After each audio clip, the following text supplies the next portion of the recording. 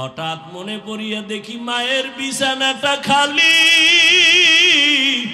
আমার মা সাদা কাফনে কবরে পড়ে আছে, আমার বাবাও নাই, আমি বড় ইয়তীম।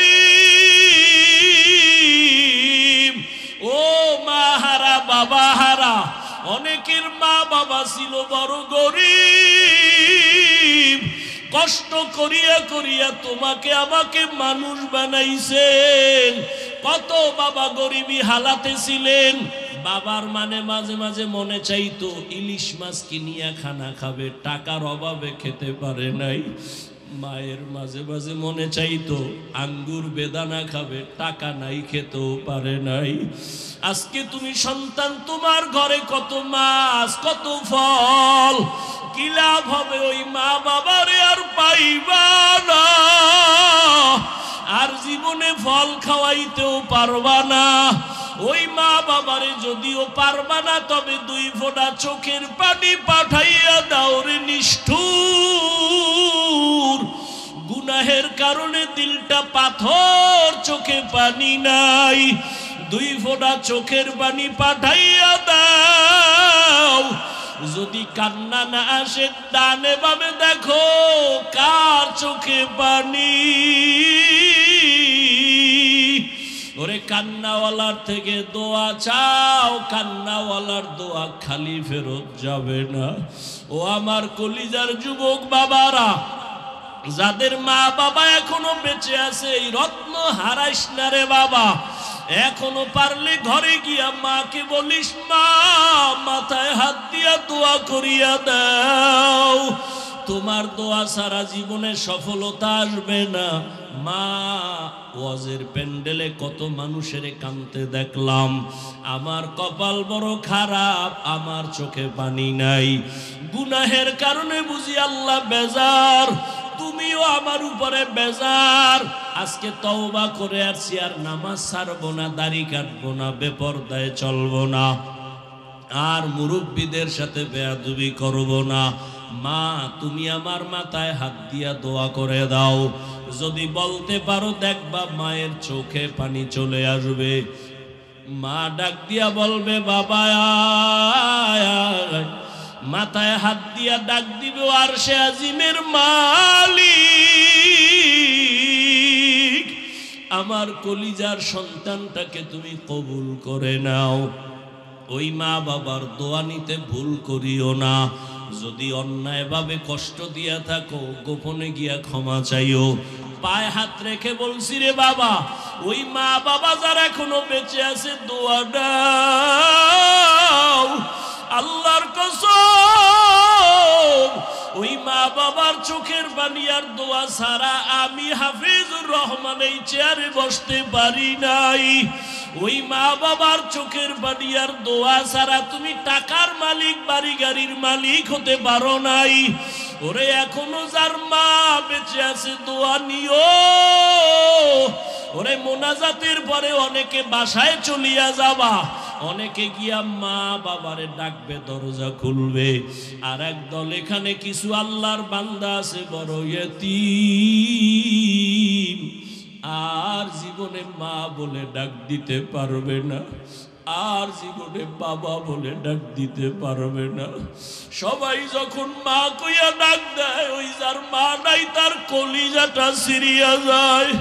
ওরে সন্তান যখন বাবা বলিয়া ডাক দেয়, যার বাবা নাই ওর কলিজাটা ছিঁড়িয়া যায়।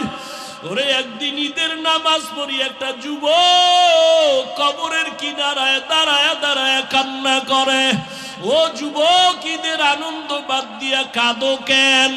বলে, গত ঈদে আমার মা আমার মাথায় হাত বুলাইয়া দোয়া করেছে, আমার বাবারে পাশে নিয়ে নামাজ আদায় করেছিলাম। আজকে যখন ঈদের নামাজের জন্য ঘর থেকে বের হইতেছি, হঠাৎ আমার কথা মনে পড়ে গেল, আমার মা আমার মাথায় হাত দিয়া দোয়া করবেন। শিক্ষকের দোয়া ছাড়া গাইতে পারবা না, কষ্ট দিয়া থাকলে দোয়া নিও ক্ষমা চাইয়া। আলেম ওলামার মনে আঘাত দিয়ে আঘাতে পারবা না, যদি বিরোধিতা অন্যায় করো, বেয়াদবি করো, ক্ষমা চাইও। আসল মানুষ হইয়া কবরে যাও, কত চোখের সামনে আজকে কত আল্লাহর বান্দারা নাই। এই এলাকায় 11 সালে যখন আসছি, আমার ভাই ছিলেন আব্দুল মান্নান সাহেব, দুনিয়া থেকে চলে গেছেন। হাজী মনির সাহেব দুনিয়া থেকে চলে গেছেন। চোখের সামনে তাদের কত অবদান এই মাদ্রাসার পেছনে। আজকে আমি এখানে বয়ান করতেছি, তারা থাকলে কতই না তারা আনন্দ পাইতো। এক এক করে সবাই চলিয়ে গেছে। আগামী বছর বয়ান চলবে, হয়তো আজকে যারা আছি অনেকে আবার বিয়োগ হয়ে যাবে। কোন দিন আমার আজরাইল আসিয়া ডাক দেয়, রে যুবক, বেয়াদবি ক্ষমা চাই। ওরে আজান শুনিয়া মসজিদের দিকে দৌড়াও। ওরে মা বাবা থাকলে দোয়া নিও, মায়ের কষ্ট দিও না, বাবারে কষ্ট দিও না। ওরে মা বাবার কবরের কিনারায় যাইয়া মাঝে মাঝে চোখের পানি ছেড়ে দোয়া করিও, রব্বির হামহুমা কামা রব্বায়ানি সগীরা। মাঝে মাঝে কবরস্থানে গিয়া চোখের পানি সারিও। ওরে আল্লাহর বান্দারা, তওবার নিয়ত করো, নামাজ যেন ছুটিয়া না যায়, জবানের কথায় যেন কেউ কষ্ট পাইয়া বরদোয়া না দেয়। আল্লাহ সবাইকে কবুল করে নেন, তওবাওয়ালা জিন্দেগি আমাদের দান করেন।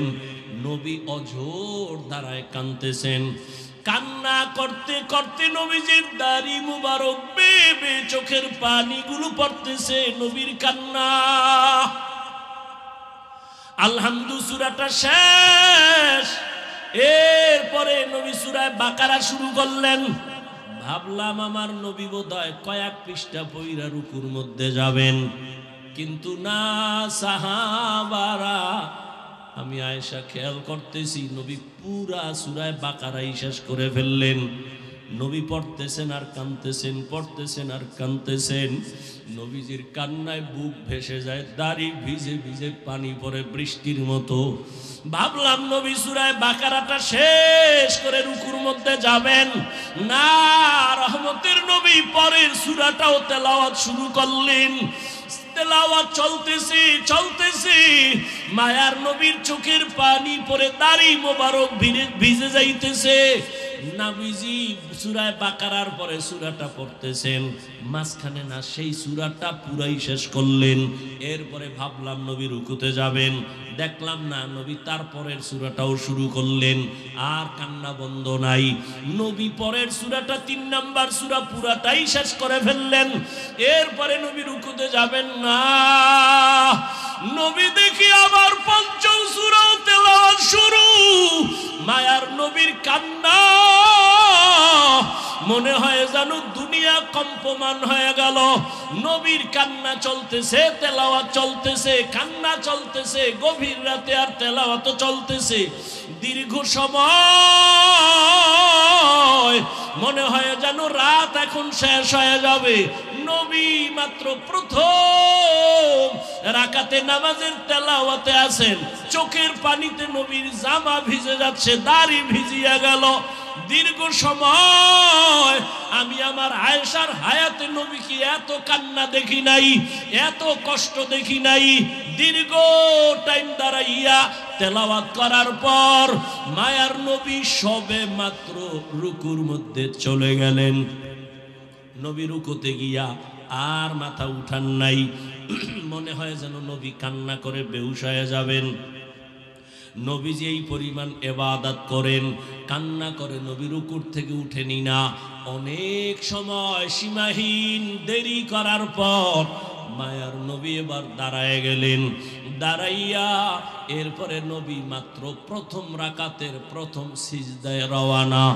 মায়ার নবী যখন প্রথম রাকাতের প্রথম সিজদায় চলে গেলেন, সিজদায় গিয়ে যে আবার সে কান্নার আওয়াজ মায়ার নবী কাঁদতেছেন প্রথম সিজদায়, দ্বিতীয় সিজদাও দেন নাই। প্রথম রাকাতের প্রথম সিজদা, রহমতের নবীর কান্না, নবী আর মাথা উঠান না। এই পরিমাণ সময় লাগাইয়া সিজদায় গিয়া নবী কাঁদেন। মায়ার নবী বলেন, আচ্ছা আস্তাজিদু ইয়াসজুদু আলা কদামির রহমান। বান্দা যখন নিজের কপাল সিজদায় লুটাইয়া দেয়, আমার রব তখন কুদরতের পা বান্দার কপালের নিচে ঢুকাইয়া দেয়। মায়ার নবী সিজদায় পড়ে কাঁদেন। আম্মা জান আয়েশা বলেন, আমি পর্যন্ত বেকারার হয়ে গেলাম। মনে হয় নবীর এই নামাজগুলি জীবনের শেষ, নবীর জীবনের শেষ নামাজ। নবীর সিজদার কান্না হঠাৎ করে শুনি পেছন থেকে বেলালের আওয়াজ।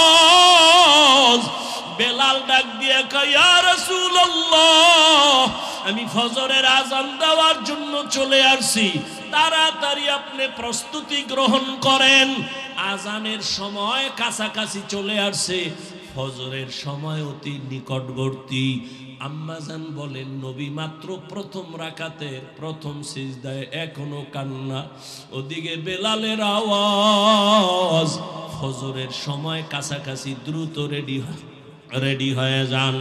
আম্মাজান আয়েশা রাদিয়াল্লাহু আনহা বলেন, আমার মায়ার নবীর এই রকম আশ্চর্য হাজারো ধরনের ঘটনা। রহমতের নবী বলেন, সব নবীরা কবরে জিন্দা নামাজরত অবস্থায় আছেন। যারা প্রশ্ন করে নবী কেমনে খায়, কেমনে খায়, আমি তাদের জন্য একটা প্রশ্ন রেখে যাই। আল্লাহ তাআলা আমগো মায়ের গর্ভে যখন পাঠান, হাল আতা আলাল ইনসানি হিনুম মিনাদ দাহরি লাম ইয়াকুন শাইআম মাযকুরা ইন্না খালাকনাল ইনসানা মিন নুতফাতিন আমশাজিন নাবতালি ফাজআলনাহু সামিআন বাসীরা ولقد خلقنا الإنسان من سلالة من طين ثم جعلناه نطفة في قرار مكين ثم خلقنا النطفة علقة فخلقنا العلقة مضغة فخلقنا المضغة عظاما فكسونا العظام لحما ثم أنشأناه خلقا آخر فتبارك الله أحسنul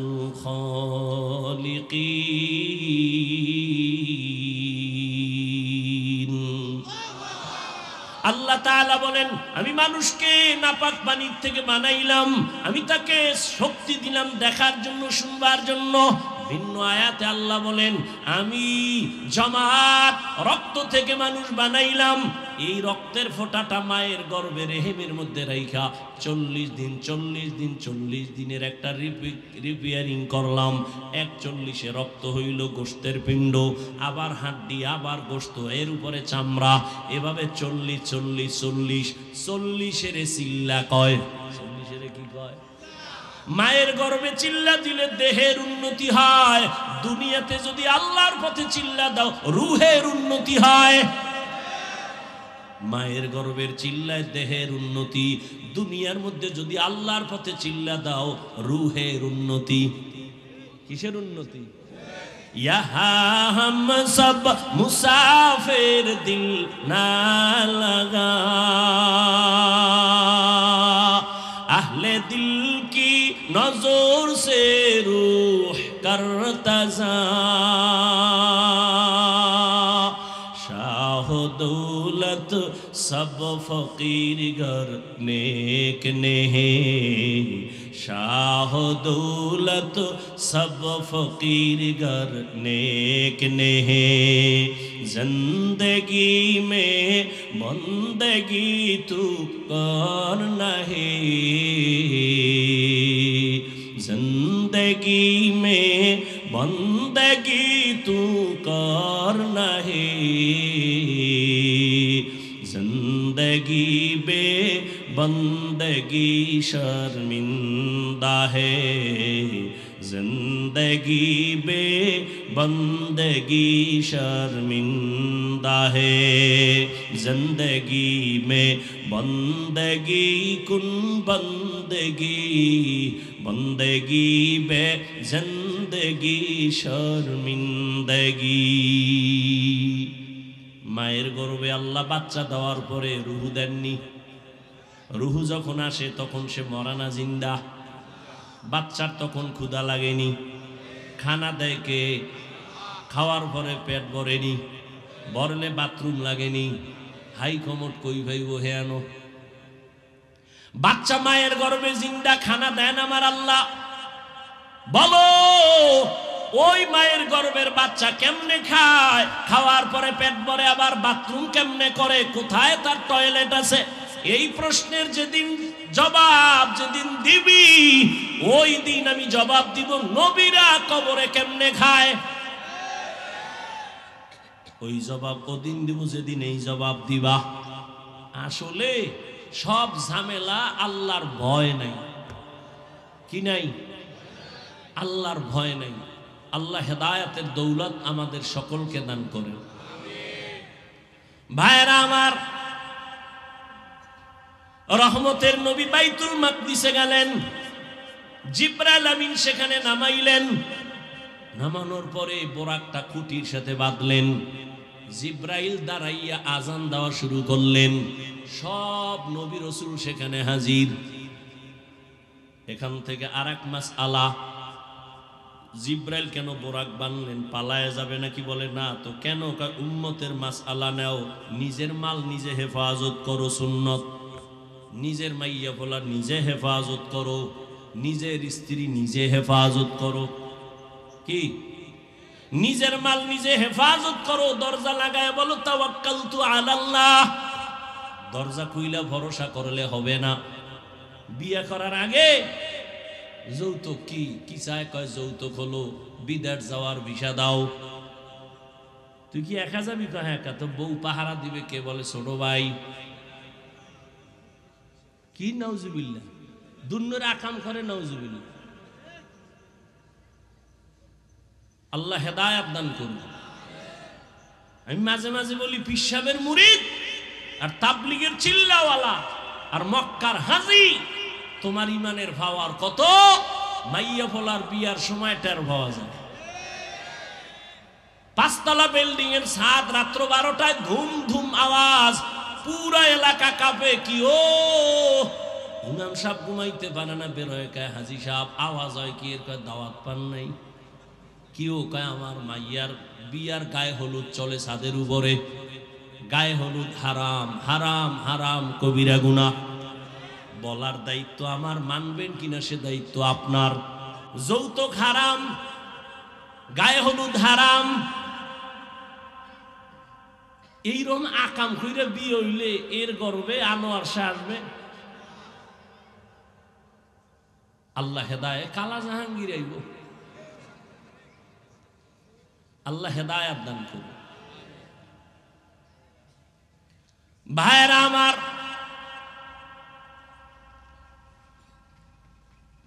জিবরাইল বুঝায় দিলেন নিজের মাল নিজে হেফাজত করো জিবরাইল আজান দিছেন নবীও তো পারতেন আজান দিতে নবী দিলেন না কেন নবীজি দিলে তো ভেজাল লাগে যাইব কয় কেমন নবী যখন বলতে বলতে বলবেন হাইয়া আলাস সালাহ নবী যখন বলবেন নামাজের দিকে আসো বাই ফোর্স ওয়ার্ডার যখন মানবা না সাথে সাথে কাফের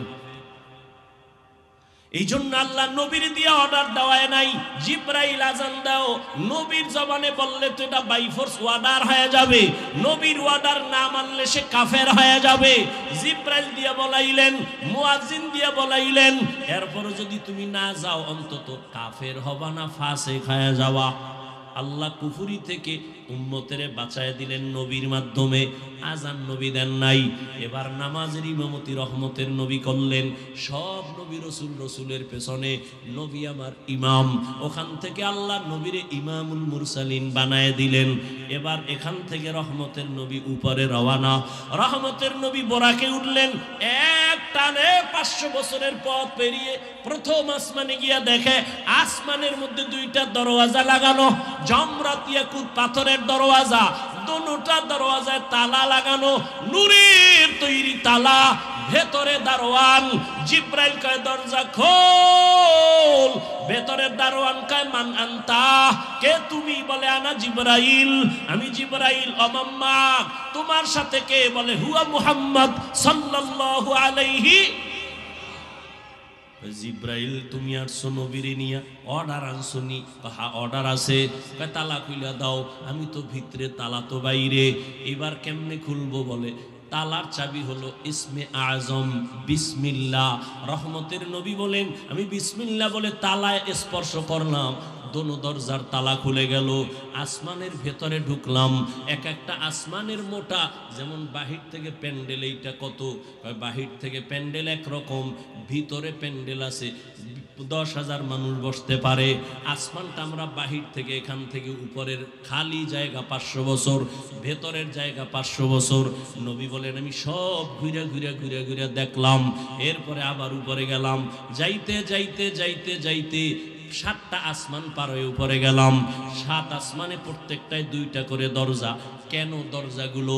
রহমতের নবী বলেন, এক দরজা দিয়া বান্দার আমল আরশে আজিমে যায়, আর একটা দরজা দিয়া আল্লাহ বরকতের রিজিক পাঠায়। এই জন্য আল্লাহর প্রিয় মুমিন বান্দা যদি মরে যায়, আসমান কান্না করে। নবী বলেন, আমি উঠতে উঠতে একেবারে 7ম আসমান পেরিয়ে উপরে গিয়া দেখি নূরের একটা কাবা, বাইতুল মামুর। 70,000 ফেরেশতারা তওয়াফ করে। একবার যারা চান্স পায় জীবনে আর তারা পাবে না। রহমতের নবী বলেন, বাইতুল মামুর থেকে আমি সিদরাতুল মুনতাহায় গেলাম। সেখানে গিয়া জিব্রাইল, এখানে বিশাল একটা বড়ই গাছ। বড়ইগুলো কত বড়? তেলের ড্রামের মতো এক একটা বড়ই। আর বড়ই গাছের পাতা হলো হাতির কানের মতো বড় বড়। ওখান থেকে আবার আমার সফর শুরু হলো আর উপরে। এটা কেমনে সম্ভব? আল্লাহ জবাব দিলেন, সুবহান, তোমার অসম্ভবের প্রশ্ন থেকে আমি পবিত্র। সুবহানাল্লাযী আসরা বিআবদিহি লাইলাম মিনাল মাসজিদিল হারাম ইলাল মাসজিদিল আকসা। পবিত্র সত্তা যিনি ভ্রমণ করালেন বিআবদিহি, তার প্রিয় বান্দাকে। এখানে আরো কিছু কথা বলবো। আল্লাহ তাআলা কোরআনের ভেতরে আমার নবীজির কোথাও নাম নেন নাই। অন্য নবীর নাম নিলেন ইয়া নূহ, ওয়া নাদাইনাহু ইয়া ইব্রাহিম। মূসা নবীর নাম নিলেন ওয়া মা তিলকা বিয়ামিনিকা ইয়া মূসা। ইসমাইল নবীর নাম নিলেন, ইব্রাহিমের নাম নিলেন, নূহের নাম নিলেন, দাউদের নাম নিলেন, সুলাইমানের নাম নিলেন। কিন্তু আমার নবীর নাম আল্লাহ কোরআনে কোথাও নাম ধরে ডাকেন নাই। বরং নবীর এমন এমন দামি উপাধি ধরে ডাকছেন যেগুলো বুঝার জন্য ব্যাখ্যা ছাড়া বুঝে আসে না। এত দামি দামি শব্দ নবীর বেলায় ব্যবহার করছেন উপাধি। ইয়া আইয়ুহাল মুজাম্মিল, ইয়া আইয়ুহাল মুদ্দাসসির, ইয়াসিন, তাহা, হামিম। নবীকে উপাধি দিলেন রাহমাতুল লিল আলামিন। নবীর উপাধি ধরলেন খাতামুন নবিয়্যিন। নবীর উপাধি দিলেন সিরাজাম মুনিরা, বাশীরা ওয়া নাযীরা। নবীরে যদিও নাম ধরে ডাকেন নাই, কিন্তু সৃষ্টির শ্রেষ্ঠ অলংকার যুক্ত শব্দ দিয়া আমার রাসূলকে সম্বোধন করলেন। কিন্তু আশ্চর্য, যেই একটা অলৌকিক মেরাজের ঘটনা আজও ১৫০০ বছর পরে বেঈমান আর নাস্তিকরা মানতে পারে না। সেই অলৌকিক আমার নবীর ঘটনার ক্ষেত্রে আমার নবীকে আল্লাহ রাসূলুহু বলে ডাকলেন না, নবীহি বলে ডাকলেন না, রাহমাতুল লিল আলামিনও বললেন না, খাতামুন নবিয়্যিনও বললেন না। আল্লাহ তাআলা মেরাজের ঘটনার ক্ষেত্রে নবীকে সম্বোধন করলেন বান্দা। আমরাও বান্দা, হিন্দুরাও বান্দা, ইহুদিরাও বান্দা, খ্রিস্টানেরাও আল্লাহর বান্দা, নবীও বান্দা। একটা নরমাল শব্দ মেরাজের বেলায় নবী আল্লাহ বললেন কেন, বান্দা বললেন কেন? এর জবাব চারটা। আল্লাহ নবীর এখানে বান্দা কেন বললেন? এত দুর্বল শব্দ। হিন্দুরাও আল্লাহর বান্দা, ইহুদিরাও আল্লাহর বান্দা, খ্রিস্টানও আল্লাহর বান্দা, আমরাও আল্লাহর বান্দা। নবীরও বললেন বান্দা। বান্দা বলার চার কারণের প্রথম কারণ, নবীজি নিজের বান্দা বলতে বড় আনন্দিত হন। নবী নিজের বান্দা বললে খুব খুশি। এই জন্য মেরাজে যখন গেছে না, যাইতে যাইতে যাইতে যাইতে আরশে আজিমে ঢুকছেন, নবী জুতা খুলবেন, আওয়াজ আসলো নবী জুতা খুইলেন না। আপনার জুতার ধুলি আরশে আজিম নেওয়ার জন্য পাগল হয়ে আছে। আল্লাহর কাছে গিয়ে বসছেন কাছাকাছি। ফাআওহা ইলা আবদিহি মা আওহা। নবী কি নিয়ে আসছেন? তিন জিনিস নিয়ে আইছে, আত্তাহিয়াতু লিল্লাহ ওয়াস সালাওয়াত ওয়াত তাইয়্যিবাত। আল্লাহকে আমিও তিনটা দিতে চাই। আসসালামু আলাইকা আইয়ুহান নাবিয়্যু ওয়া রাহমাতুল্লাহ ওয়া বারাকাতুহু। নবীকে আমি একা নিব না, আসসালামু আলাইনা ওয়া আলা ইবাদিল্লাহিস সালিহিন। এবার আল্লাহ কয় ফেরেশতারা টের পাইছো কিছু কহা, কথা সাক্ষী দাও। ফেরেশতারা সাক্ষী দিলেন, আশহাদু আল্লা ইলাহা ইল্লাল্লাহ। এত দুর্বল কেন? আমার নবীর রিসালাতের সাক্ষীও দিয়া দাও। এবার ফেরেশতারা কয় ওয়া আশহাদু আন্না মুহাম্মাদান। কি কবি? ফেরেশতারা বলো মুহাম্মাদানের পরে কি বলবো? ওয়া রাসূলুহু। কয় না না, বল আবদুহু ওয়া রাসূলুহু। আবদুহু আগে কেন? কয় আবদুহু আমার নবীর দেওয়া, রাসূলুহু আমি আল্লাহর দেওয়া। আমারটা পরে নাও, আমার বন্ধুর ডাকে আনো। আমার বন্ধু নিজের বান্দা বললে খুশি, অতএব বন্ধুর ডাকে নিয়াও আবদুহু, তারপরে বলো রাসূলুহু। আগে বলো আমার বান্দা, তারপরে বলো আমার রসুল। অথচ নবীর সম্মান কিন্তু রাসূলুহু শব্দ দিয়া, আবদুহু দিয়া না। কিন্তু আল্লাহ আগে আনলেন আবদুহু, তারপরে বলাইলেন রাসূলুহু। কেন? বলে আবদুহু আমার বন্ধুর দেওয়া, রাসূলুহু আমার দেওয়া। আমি আমার বন্ধুর আশিক, আমার বন্ধুর শব্দ আগে দিয়া দাও। কিয়ামতের ময়দান যেদিন কায়েম হয়ে যাবে, মানুষগুলো বেকারার হয়ে যাবে, সেদিনও আল্লাহ তাআলা তার মুহাব্বতের বান্দাদেরকে আগে সম্বোধন করবেন। ইয়া আইয়াতুহান নাফসুল মুতমাইন্নাহ ইরজিই ইলা রাব্বিকি রাদিয়াতাম মারদিয়াহ ফাদখুলি ফি ইবাদি ওয়াদখুলি জান্নাতি। এই জান্নাতীরা, আগে জান্নাতের দরজা খোলা হবে না, তালা লাগানো, চাবি হলো মুহাম্মদের হাতে। অতএব জান্নাতের দিকে না যাইয়া নূরের তৈরি আরশে আজিমের নিচে আশ্রয় নাও। ওখানে আমার কলিজার বান্দাগুলো বসা, মুতমাইন্নাওয়ালারা ওখানে বসা আছে। আমার প্রিয় বান্দাদের কাতারে ঢুকো, তারপরে জান্নাতে যাও। আগে আমার বান্দাদের মধ্যে ঢুকো, আমার বান্দাদের প্রিয় যারা সেখানে আছে। ইয়া আইয়াতুহান নাফসুল মুতমাইন্নাহ ইরজিই ইলা রাব্বিকি রাদিয়াতাম মারদিয়াহ ফাদখুলি ফি ইবাদি ওয়াদখুলি জান্নাতি। ভাইরা আমার, নবী বান্দা বললে খুশি, এই জন্য এখানে বান্দা বললেন। 2 নাম্বার জবাব, বান্দা বলিয়া নবীরে ডাকলেন কেন? কয় আল্লাহর সাথে বান্দার একটা সম্পর্ক আছে, ছাত্রর সাথে উস্তাদের সম্পর্ক, মা বাবার সাথে সন্তানের সম্পর্ক, স্বামীর সাথে স্ত্রীর সম্পর্ক। আল্লাহর সাথে বান্দার সম্পর্ক অনেক লাইন, কিন্তু একটা মূল সম্পর্ক কি? বলে আমাদের সম্পর্ক, আল্লাহ আমাদের মাবুদ, আমরা তার আবদ। মাঝখানে সম্পর্কের সূত্র হলো ইবাদত।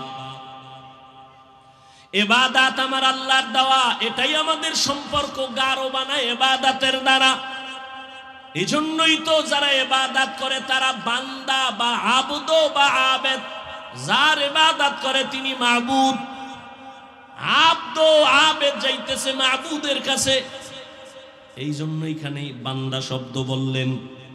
আর সারা দুনিয়ার মধ্যে আল্লাহর যত ইবাদত করনেওয়ালা আছে, শ্রেষ্ঠ ইবাদত করনেওয়ালা আপনার আমার নবী রহমাতুল লিল আলামিন। কেমন মায়ার নবী, কেমন ইবাদত করনেওয়ালা।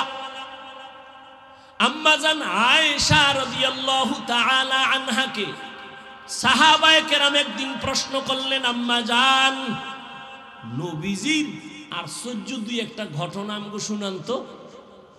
আম্মা জান পাল্টা প্রশ্ন করলেন, নবীজির কোনটা আছে যেটা আশ্চর্য না? রহমতের নবীর এমন কি ঘটনা আছে যেটা আশ্চর্য না? সবই তো আশ্চর্য। তবে শোনো, একটা ঘটনা মাত্র শুনাই, বলবো? আল্লাহ কবুল করেন। আম্মা জান আয়েশা রাদিয়াল্লাহু তাআলা আনহা বলেন, ও পর্দার আড়ালের আম্মা জানেরা, আম্মা জান আয়েশা রাদিয়াল্লাহু আনহা বলেন, আমি একদিন এশার নামাজ পড়ে হুজরায় বসা। এশার নামাজের পরে রহমতের নবী আসলেন। রহমতের নবী আসা মাত্র আমার ঘর আলো হয়ে গেল। নবীরে দেখি মুস্কি হাসতেছেন, আর আমারে কয়, ও হুমায়রা। ইয়া রাসূলুল্লাহ লাব্বাইক, আজকের রাত্রটা আমার একটু ছুটি দিবেননি? আজকের রাত আমাকে একটু ছুটি দিবেননি? কে কয়? দেখছেন কে কয়? নবী। কারে কয়? আয়েশা রাদিয়াল্লাহু আনহাকে বলেন, আজকের রাত আমার একটু ছুটি দিবেননি? আপনারা চাননি ছুটি? হ্যাঁ, কি এর ছুটি? আউলা জাউলা দৌড় টেলিফোন করলে বলে, এই সময় টেলিফোন কেন, খবর আছে। রহমতের নবী, উম্মতের আদর্শ। আম্মা জানকে বলেন, নবী বললেন, ও হুমায়রা আমাকে আজকের রাতের ছুটি দিবেননি? আম্মা জান কয়, ভাবতেছিলাম নবী বোধহয় অন্য কোন বিবির ঘরে হয়তো যাবেন। আমি হাসি দিয়ে বললাম, ইয়া রাসূলুল্লাহ, সব সময় ভয়ে থাকি, আমার বয়স কম, কখন জানি না অজান্তে বেয়াদবি হয়। আপনি আমার কাছে অনুমতি চাইবেন, আর আমি বলবো না, এটা কেমনে হয়? আমি মনে মনে ভাবলাম নবী বোধহয় অন্য বিবির ঘরে যাবেন। কিন্তু রাতের গভীর, আমি আয়েশা ঘুমের বাহানা করে শুয়ে পড়লাম, নবী বোধহয় অন্যের ঘরে যাবেন। হঠাৎ করে আমি খেয়াল করে দেখলাম, আমি ঘুমের বাহানাই আসি, নবীজিরে দেখতেছি আমার হুজুরার পাশে রহমতের নবী নামাজে দাঁড়ায় গেলেন। মায়ার নবী কারো ঘরে আর গেলেন না, রহমতের নবী নামাজে দাঁড়াইলেন। নামাজে দাঁড়াইয়া একা একা গোপনে কি যেন পড়েন, সূরা কেরাত শুরু করলেন, আলহামদু পড়তেছেন। আমি আয়েশা কান লাগায় শুনতেছি, নবী অঝোর দাঁড়ায় কাঁদতেছেন। কান্না করতে করতে নবীজির দাড়ি মুবারক বেয়ে বেয়ে চোখের পানিগুলো পড়তেছে, নবীর কান্না। আলহামদু সূরাটা শেষ, এরপরে নবী সূরা বাকারা শুরু করলেন। ভাবলাম আমার নবী বোধহয় কয়েক পৃষ্ঠা পইরা রুকুর মধ্যে যাবেন, কিন্তু না, সাহাবারা, আমি আয়েশা খেয়াল করতেছি নবী পুরা সূরা বাকারাই শেষ করে ফেললেন। নবী পড়তেছেন আর কাঁদতেছেন, পড়তেছেন আর কাঁদতেছেন।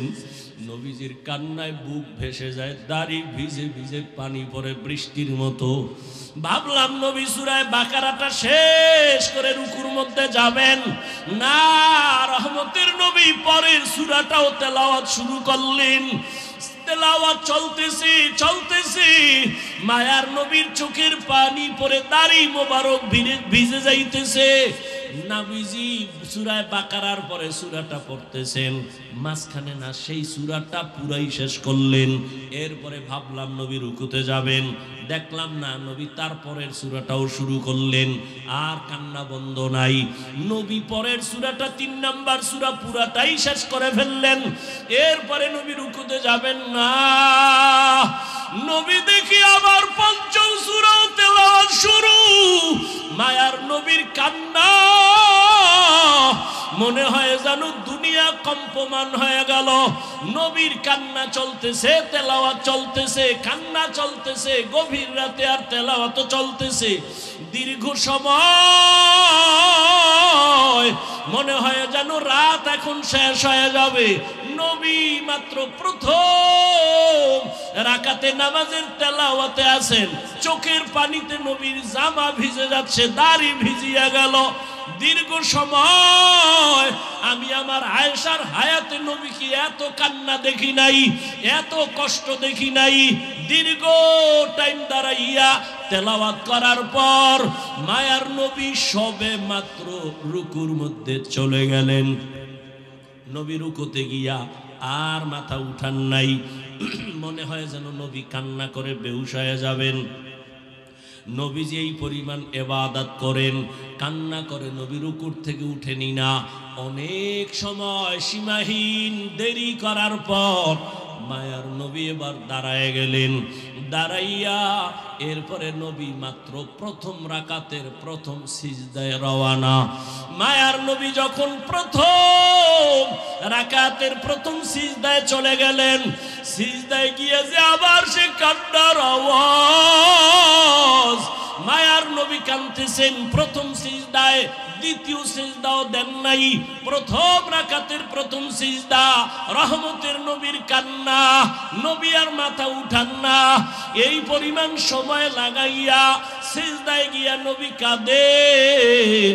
মায়ার নবী বলেন, আচ্ছা আস্তাজিদু ইয়াসজুদু আলা কদামির রহমান। বান্দা যখন নিজের কপাল সিজদায় লুটাইয়া দেয়, আমার রব তখন কুদরতের পা বান্দার কপালের নিচে ঢুকাইয়া দেয়। মায়ার নবী সিজদায় পড়ে কাঁদেন। আম্মা জান আয়েশা বলেন, আমি পর্যন্ত বেকারার হয়ে গেলাম। মনে হয় নবীর এই নামাজগুলি জীবনের শেষ, নবীর জীবনের শেষ নামাজ। নবীর সিজদার কান্না হঠাৎ করে শুনি পেছন থেকে বেলালের আওয়াজ। বেলাল ডাক দিয়ে কয়, ইয়া রাসূলুল্লাহ, আমি ফজরের আযান দেওয়ার জন্য চলে আসছি, তাড়াতাড়ি আপনি প্রস্তুতি গ্রহণ করেন। আযানের সময় কাছাকাছি চলে আসছে, ফজরের সময় অতি নিকটবর্তী। আম্মাজান বলেন, নবী মাত্র প্রথম রাকাতের প্রথম সিজদায় এখনো কান্না, ওদিকে বেলালের আওয়াজ। ফজরের সময় কাছাকাছি, দ্রুত রেডি হয়ে যান। আম্মাজান আয়েশা রাদিয়াল্লাহু আনহা বলেন, আমার মায়ার নবীর এই রকম আশ্চর্য হাজারো ধরনের ঘটনা। আম্মাজান একদিন বলেন, ইয়া রাসূলুল্লাহ, আপনি জীবনে তো কম কষ্ট করলেন না, আপনার জীবন মনে হয় দুঃখে দুঃখে গেল। তবে আমি আয়েশা জানতে চাই, আপনার জীবনের বেশি দুঃখের ঘটনা কোনটা? বলা মাত্র নবী হাউ মাউ করে কান্না শুরু করলেন আর বলেন, ও আয়েশা, তায়েফের ময়দানের ঘটনা আমার বড় হৃদয় বিদারক, আমি সহ্য করতে পারি না। তায়েফের ময়দানে আমি গেলাম, এদিকে আমার বাবাও নাই, মাও নাই, আমি বড় ইয়তীম। সন্তান বিপদে পড়লে বাবারে টেলিফোন করে, বাবা কই আছো, আসো আমার উপরে বিপদ চলে। মা থাকলে টেলিফোন করে বলে, মা একটু দোয়া করিও। মায়ার নবী বলেন, আমি বাবা বলিয়া জীবনে ডাক দিতে পারি নাই। 6 বছরে মা হারা আমি মুহাম্মদ, 8 বছরে আমার দাদাকেও আমি হারায় ফেললাম। আমার এত কষ্ট, আমার জীবনটা কষ্টে কাটিয়ে গেল। আমাকে 1 দিন না 2 দিন না 3 বছর পর্যন্ত শিয়াবে আবু তালিবে আমাকে গৃহবন্দী করে রাখলো। চতুর্দিকের পাহাড় মাঝখানে আমাদের আটকাইলো, পানি দেয় না, খানা দেয় না। আমি রহমতের নবী গাছের পাতাগুলো সিঁড়ি সিঁড়ি চাবাইয়া চাবাইয়া খাইয়া আমার পেটের ক্ষুধা নিবারণ করছি। আমি এত কষ্টের মাঝে গেলাম তায়েফের ময়দানে দাওয়াত দেওয়ার জন্য। ওই তায়েফের পাগল কাফেরেরা ওদের বাচ্চাগুলোকে আমার পেছনে লেলিয়ে দিল। বাচ্চাগুলো পাথর হাতে নিয়ে বৃষ্টির মতো মারতে যখন শুরু করলো, একদিকে গালি দেয় আর অন্যদিকে পাথরের আঘাত। পাথর পরে পরে আমার শরীর রক্তে রঞ্জিত, রক্ত পরে আমার জুতা পর্যন্ত আটকায় গেল।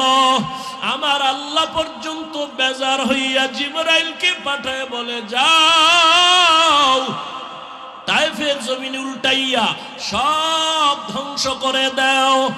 আমাকে এই পরিমাণ পাথর মেরে মেরে ওরা তাড়ায় দিল। একটা ব্যক্তি ছাড়া কেউ আর কালেমা পড়ল না। আমি মাকেও পাইলাম না, বাবাকেও পেলাম না। এই পরিমাণ কষ্ট আমার, রক্ত মাখা অবস্থায় আমি হাঁটতে হাঁটতে মক্কার দিকে রওয়ানা। এই তায়েফের কাফের বেঈমান এই পরিমাণ আমার উপর অত্যাচার করলো, কি পরিমাণ উপহাস আর ঠাট্টা গালাগালি করলো। আমি আল্লাহর কাছে একবারও বরদোয়া করি নাই, তবে তায়েফের ঘটনা আমাকে বারবার কষ্ট দেয়, কাঁদায়।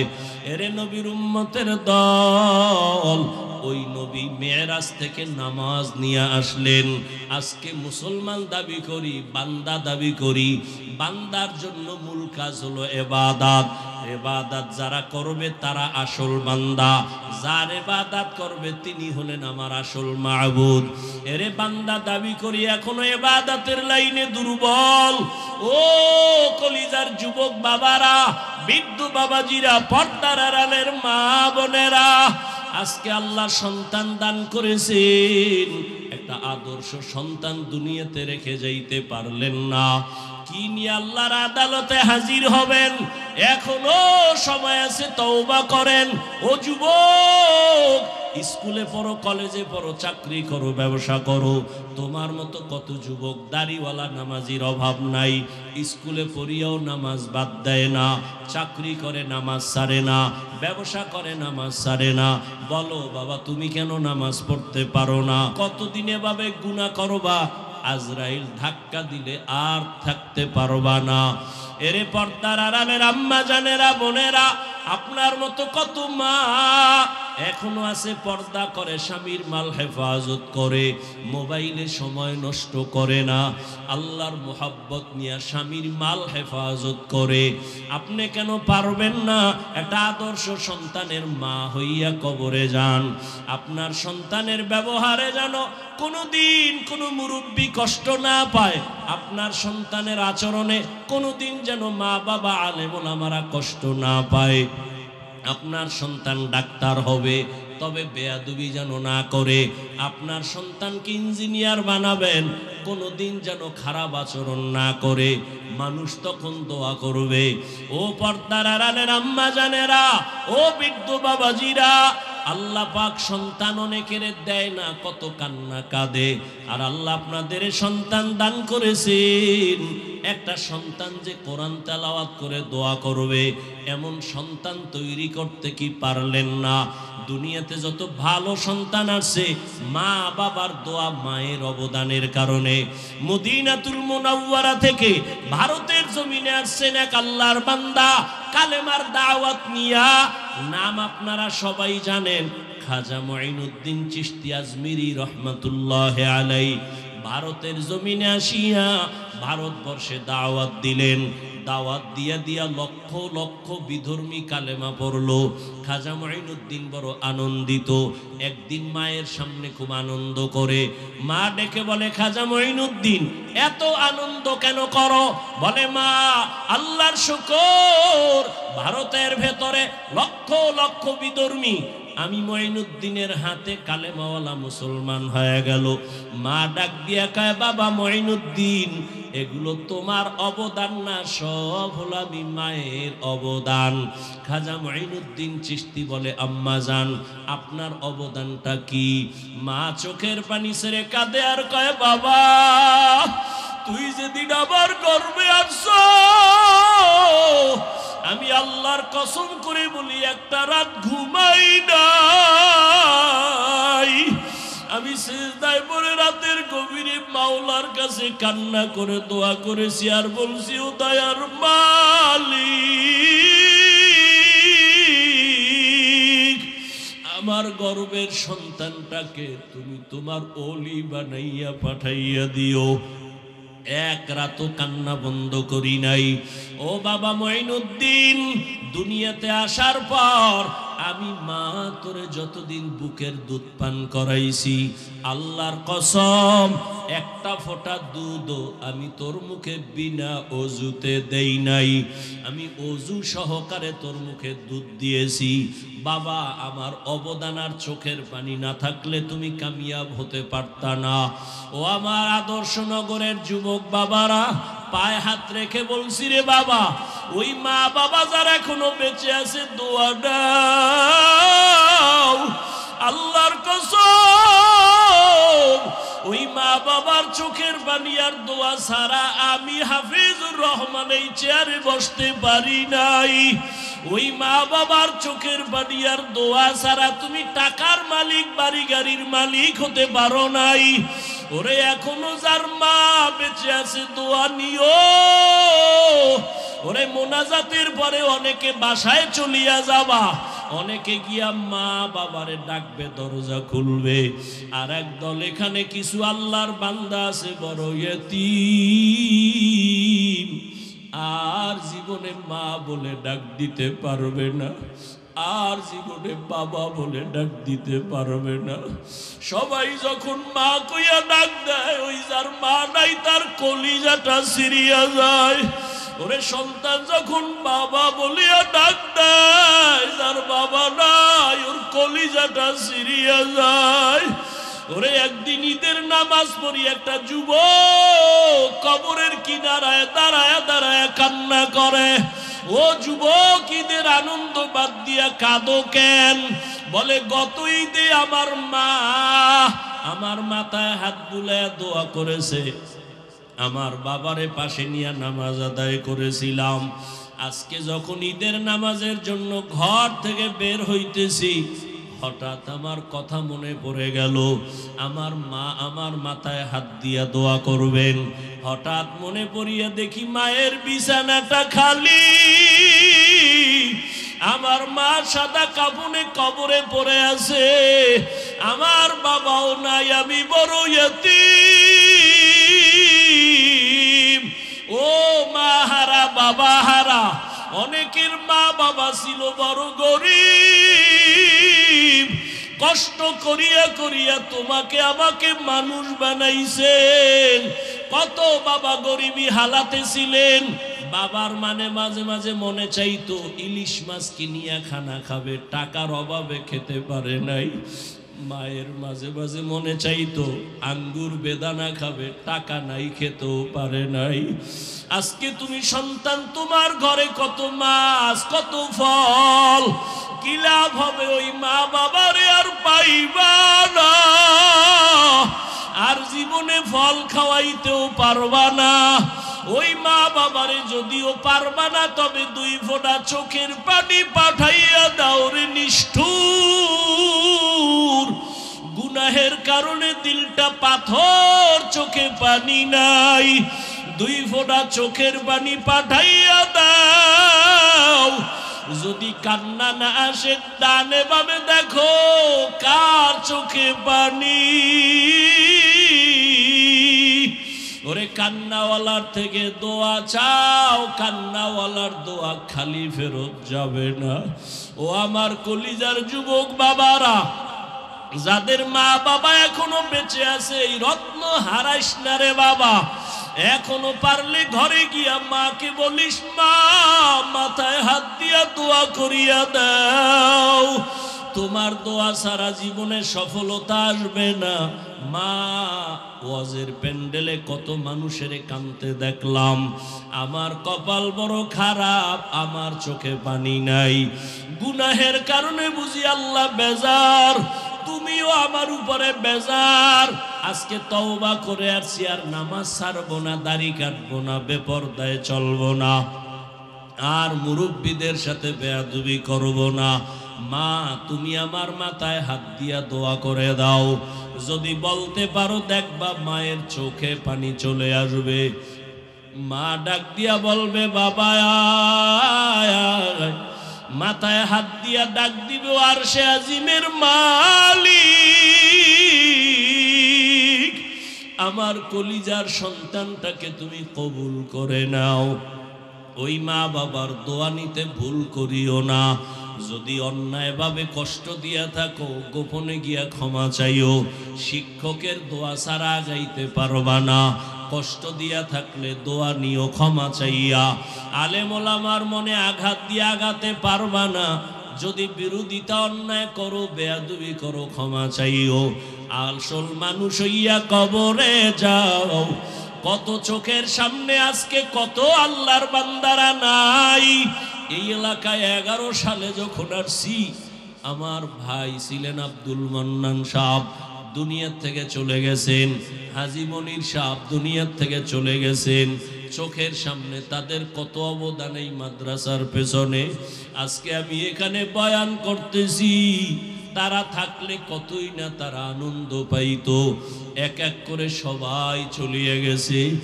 আগামী বছর বয়ান চলবে, হয়তো আজকে যারা আছি অনেকে আবার বিয়োগ হয়ে যাবে।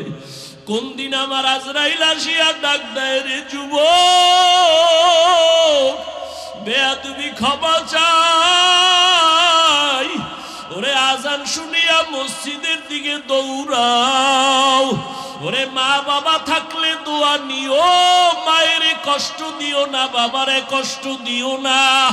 ওরে মা বাবার কবরের কিনারায় যাইয়া মাঝে মাঝে চোখের পানি ছেড়ে দোয়া করিও, রব্বির হামহুমা কামা রব্বায়ানি সগীরা। মাঝে মাঝে কবরস্থানে গিয়া চোখের পানি সারিও। ওরে আল্লাহর বান্দারা, তওবার নিয়ত করো, নামাজ যেন ছুটিয়া না যায়। জবানের কথায় যেন কেউ কষ্ট পাইয়া বরদোয়া না দেয়। আল্লাহ সবাইকে কবুল করে নেন। তওবাওয়ালা জিন্দেগি আমাদের দান করেন। আলহামদুলিল্লাহি রাব্বিল আলামিন। والصلاة والسلام على سيد الأنبياء والمرسلين وعلى آله وأصحابه أجمعين يا أرحم الراحمين يا أرحم الراحمين يا أرحم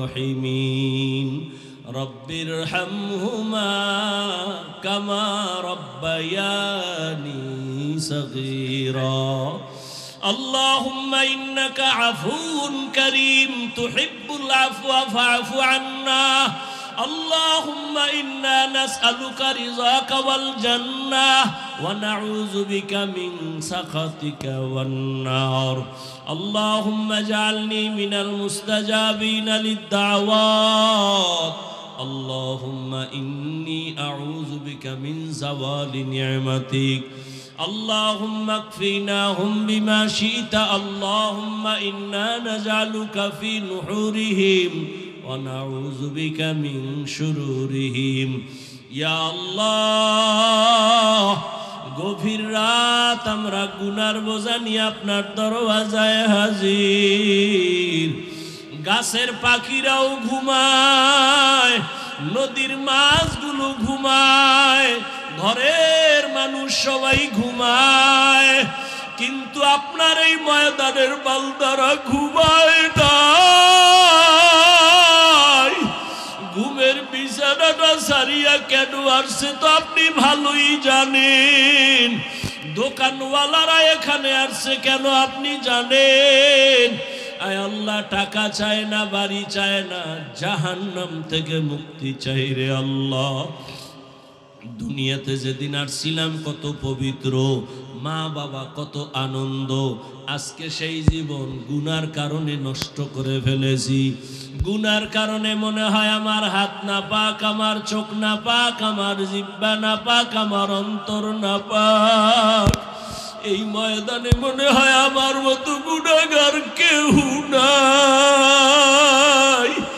আয় আল্লাহ, আমার গুনার কারণে বুঝি আমার সন্তানেরা কষ্ট পায়, আমার গুনার কারণে বুঝি আমার মা বাবা কষ্ট পায়, আমার গুনার কারণে বুঝি আমার ঘরে বুঝি অশান্তি, আমার গুনার কারণে বুঝি সমাজে অশান্তি।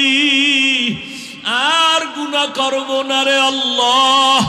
গুনার কারণে দিলটা পাথর, চোখে পানি নাই। কান্নাওয়ালা চক্ষু দান করেন আল্লাহ, কান্নাওয়ালা চক্ষু দান করেন আল্লাহ, কান্নাওয়ালা চক্ষু দান করেন আল্লাহ। জাহান্নামের আগুন চোখের পানি ছাড়া ঠান্ডা হবে না। আয় আল্লাহ, ময়দানে কারো হাত খালি ফিরাইয়া দিয়েন না। ওলামায়ে কেরাম, মুরব্বী, হাজী সাহেব, ব্যবসায়ী, চাকরিজীবী